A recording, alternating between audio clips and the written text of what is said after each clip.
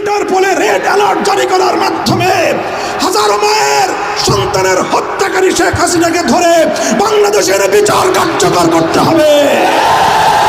গণ অভ্যুত্থানের চেতনার বিরুদ্ধে যারা কথা বলবে পিঠের চামড়া থাকবে না। এদেশের মানুষ আর আওয়ামী লীগের রাজনীতি করবে না। আওয়ামী লীগের রাজনীতি মানুষকে হত্যার রাজনীতি, আওয়ামী লীগের রাজনীতি লুটপাট আর দুর্নীতির রাজনীতি, আওয়ামী লীগের রাজনীতি সাম্প্রদায়িক উস্কানি দিয়ে সাম্প্রদায়িক সংঘাত তৈরি করবার রাজনীতি, আওয়ামী লীগের রাজনীতি গুম আর খুনের রাজনীতি, আওয়ামী লীগের রাজনীতি আমার তাগড়া তাগড়া যুবক সন্তানদেরকে মায়ের বুক থেকে কেড়ে নিয়ে গুমের রাজত্ব কায়েম করবার রাজনীতি। এই রাজনীতি আর বাংলাদেশের মানুষ, বাংলাদেশে আর এই রাজনীতি করা যাবে না। শেখ হাসিনাকে বলতে চাই, পালিয়ে গেছেন ভারতে। বাংলাদেশের 1 ইঞ্চি মাটি, বাংলাদেশের 1 ইঞ্চি জলপথ, নৌপথ এবং সড়ক পথ পালিয়ে যাওয়ার জন্য এদেশের মাটি আপনাকে সহযোগিতা করে নাই। আপনি এই দেশের মাটির সঙ্গে গাদ্দারি করেছেন।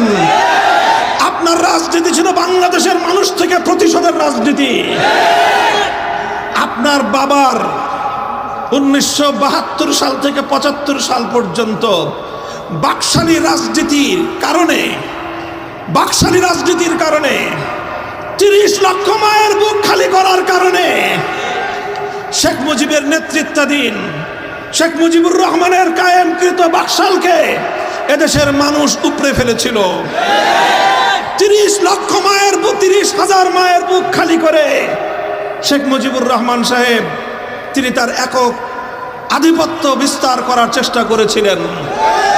15ই আগস্টের মাধ্যমে শেখ মুজিবুর রহমান সাহেব সপরিবারে নিহত হয়েছেন।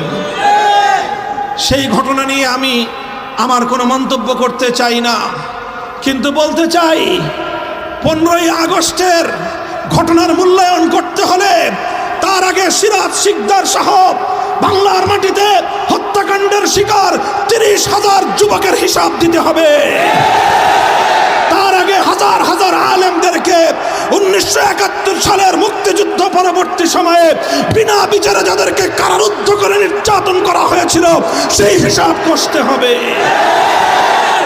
সেই হিসাব না কষে শেখ হাসিনা ঘোষণা দিয়েছিলেন যে দেশের মানুষ তার বাবাকে খুন করেছে তিনি সেই দেশের মানুষ কাছ থেকে প্রতিশোধ নিয়ে ছাড়বেন। সেটা তার 75 সালের ঘোষণা ছিল শেখ হাসিনার। 50 বছর রাজনীতি করেছেন 75 সাল থেকে 2024 সাল। 24 সালে এসে আজ কথা বলতে দ্বিধা নেই। শেখ হাসিনার 50 বছরের রাজনীতি ছিল বাংলাদেশের মানুষের বিরুদ্ধে প্রতিশোধ গ্রহণের রাজনীতি। শেখ হাসিনার 50 বছরের রাজনীতি দেশকে তলবিহীন ঝুড়িতে পরিণত করবার রাজনীতি।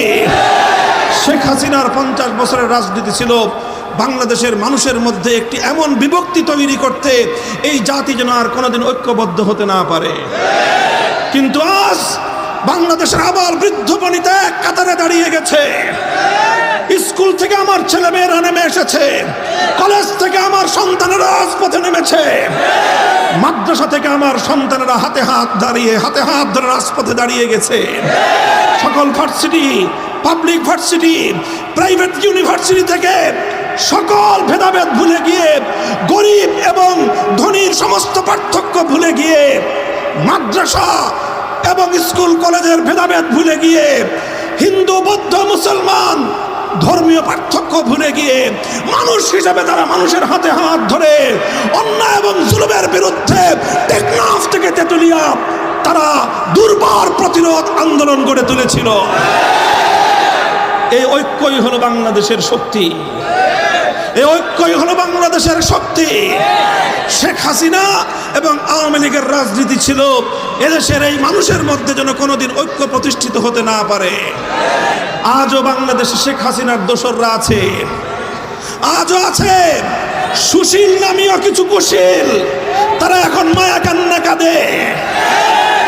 খবরদার, হুঁশিয়ারি উচ্চারণ করতে চাই, 5ই আগস্টের স্বাধীনতা সংগ্রামের বিরুদ্ধে, গণ অভ্যুত্থানের চেতনার বিরুদ্ধে যারা কথা বলবে পিঠের চামড়া থাকবে না।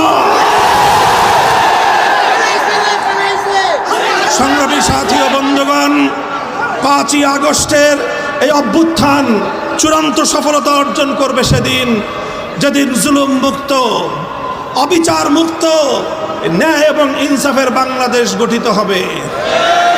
আমরা আহ্বান জানাই সকল রাজনৈতিক সংগঠন, আসুন, শুধুমাত্র নিজেদের আখের গোছানোর কেউ চিন্তা করবেন না। দেশের এই চলমান দুর্বলতার সুযোগ নিয়ে কেউ বাংলাদেশের মানুষের অধিকার নিয়ে ছিনিমিনি খেলবার চেষ্টা করবেন না। বাংলাদেশের বৃহৎ বিরোধী দল বিএনপি, জামাতে ইসলামী, ইসলামী আন্দোলন বাংলাদেশ, বাংলাদেশ খেলাফত মজলিস, জমিয়তে উলামায়ে ইসলাম, নিজামে ইসলাম পার্টি, এলডিপি, অন্যান্য যতগুলো দল, রাজনৈতিক দল আছে, আসুন আমরা সকলে হাতে হাত রাখি।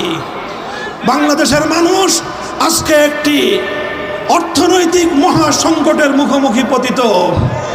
শেখ হাসিনা এবং তার দোসররা বাংলাদেশটাকে খোকলা করে রেখে গিয়েছে। হাজার হাজার কোটি টাকা উন্নয়নের নামে পাচার করেছে। শেখ হাসিনার একার পাচারকৃত টাকা আর তার পরিবারের পাচারকৃত টাকা দিয়ে এই বাংলাদেশে হাজারো উন্নয়ন প্রকল্প বাস্তবায়ন করা সম্ভব। তাই আজকে আমি অন্তর্বর্তী সরকারের প্রতি দাবি জানাতে চাই, বিগত ফ্যাসিবাদী সরকারের পাচারকৃত সকল সম্পদ বাংলাদেশে ফিরিয়ে আনতে হবে। শেখ হাসিনা নরেন্দ্র মোদীর ঘরে বসে আমার বাংলাদেশের স্বাধীনতার বিরুদ্ধে, এদেশের ধর্মীয় সম্প্রীতির বিরুদ্ধে ষড়যন্ত্র করছে।